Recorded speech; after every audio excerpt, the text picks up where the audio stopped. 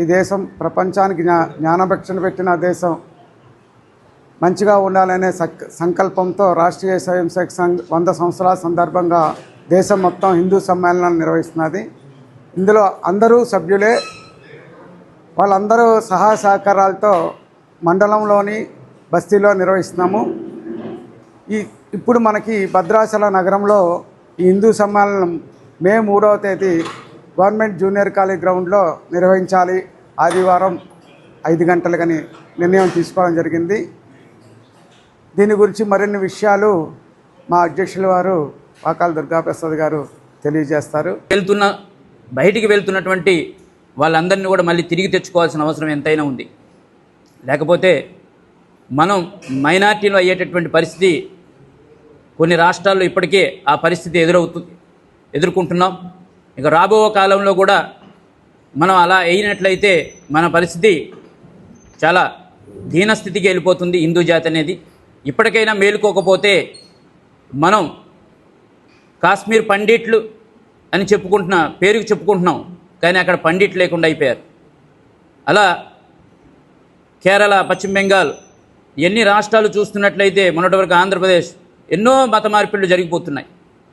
కాబట్టి వీటన్నిటిని మనం ఎదుర్కోవాలంటే మనం ఐక్యతగా ఉండాల్సిందే. కాబట్టి మే 3వ తారీఖు జరిగేటటువంటి ఈ కార్యక్రమంలో హిందూ బంధువులందరూ కూడా, ఇంటికి ఒకళ్ళు కాదండి, ఒక ఫంక్షన్ జరిగితే ఇంట్లో వాళ్ళందరం కూడా తయారై ఫంక్షన్కి వెళ్తున్నాం. అలాంటిది మన పండుగ ఇది, మన ఫంక్షన్ అనుకోవాలి. తప్పకుండా కుటుంబంలో ఉన్న వాళ్ళందరూ రావాలి, ఇంటికి తాళం వేసి మరీ రావాలి. మన ఐక్యతను చూసి మన మీద ఎవరైతే కుట్రలు చేస్తున్నారో వాళ్ళందరూ కూడా భయపడాలి.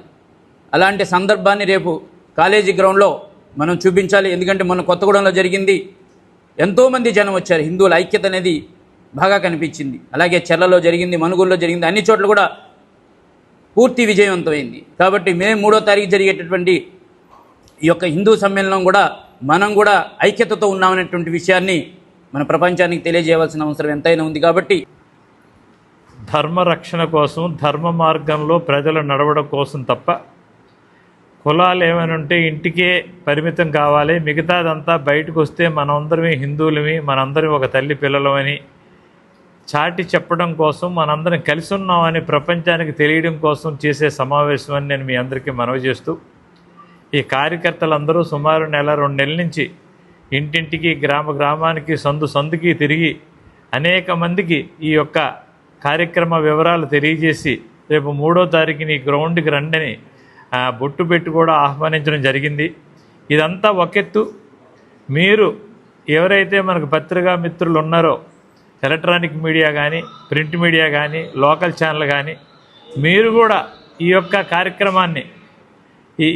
కార్యక్రమాన్ని విజయవంతం అవడానికి మీ యొక్క ఆశీస్సులు కానీ అందజేస్తే, మీ ఛానల్స్ ద్వారా, మీకున్న మాధ్యమాల ద్వారా ఈ యొక్క కార్యక్రమం దిగ్విజయం కావాలని మీరు కానీ కొంత మాకు సహకరిస్తే ఈ హిందూ సమ్మేళనం జయప్రదం అవడానికి మేము చేసింది ఒక 10% అయినా, మీరు చేసింది 90% ఉంటుంది. మీరు చెప్పగలిగితే ఇంకా 3 రోజులు ఉంది కనుక, ఇది వేరే దేనికోసం కాదు, ఓన్లీ ధర్మ పరిరక్షణ కోసమే. రాముడు ఏదైతే ఆచరించాడో అదే ప్రతి మనిషి ఆచరించాలి, మనందరం కలిసి వసుదైక కుటుంబంగా కలిసి ఉండాలని చెప్పడం కోసమే తప్ప వేరేది కాదని నేను భావిస్తూ ఉన్నాను. ఇలాంటి గొప్ప బృహత్తరమైన కార్యక్రమం, పవిత్రమైన కార్యక్రమం రాముల వారి పాదాల చెంత జరుగుతుంది కనుక మిమ్మల్ని మీరందరూ, అందులో ఎంతమందో నాకు మిత్రులు, ఆప్తులు, ఆత్మీయులు మీరందరూ ఉన్నారు. మీరు ఈ యొక్క కార్యక్రమం దిగ్విజయం చేయడానికి, ఇది ఎంతో గొప్పగా జరగడానికి మీ యొక్క సహాయ సహకారాలు అందజేసి, మీ ఆశీస్సులు అందజేసి, మీ యొక్క మాధ్యమాల ద్వారా ఇది జయప్రదం చేయాలని నేను పేరున మీ అందరినీ కోరుకోవడం కోసం, మీకు విన్నవించడం కోసం, మీకు ఈ రకంగా మనవి చేయడం కోసమే ఈ యొక్క సమావేశం ఏర్పాటు చేయడం జరిగింది. ఎన్నో పనులున్నా మీరందరూ ఇక్కడికి వచ్చి, ఇది చిన్నదా పెద్దదా ఎవరు పిలిచారు ఏంటనకుండా ఇది ఒక సమావేశ కార్యక్రమం, మమ్మల్ని ఆహ్వానించారు, మేము వెళ్ళాలని గొప్ప హృదయంతో మీరందరూ వచ్చి ఇక్కడికి మమ్మల్ని ఎంతో సంతోషపరిచిన మీ అందరికీ పేరున కృతజ్ఞతలు తెలియజేస్తూ